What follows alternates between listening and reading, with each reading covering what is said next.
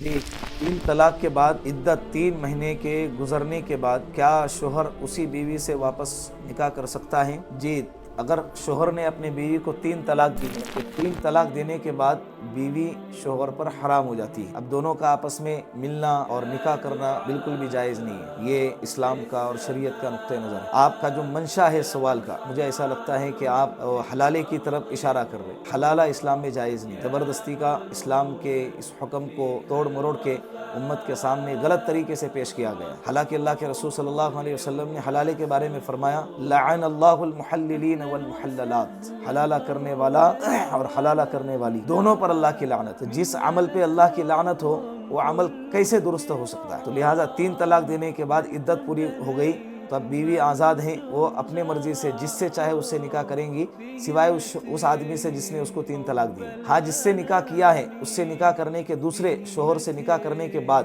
اگر وہ شوہر کا انتقال ہو گیا خدا نخواستہ، یا وہ شوہر نے اس کو اپنی مرضی سے جب چاہے جب کسی عذر کی وجہ سے طلاق دے دی، تو اب یہ عورت عدت گزارنے کے بعد دوبارہ اگر جس سے چاہے اس سے نکاح کر سکتی ہے، تو جس سے چاہے اس سے کے اندر پہلا والا شوہر بھی آ گیا، تو لہذا اس صورت میں یہ عورت اپنے پہلے والے شوہر سے نکاح کر سکتی ہے۔ یہی ایک کنڈیشن ہے، اس کے علاوہ کوئی کنڈیشن نہیں، اور اس پہ پابندی سزا شوہر کو ہے، بیوی کو نہیں۔ طلاق دینا یہ عورت کو ذلیل کرنا ہے، کیوں دیا طلاق تم نے؟ السلام علیکم۔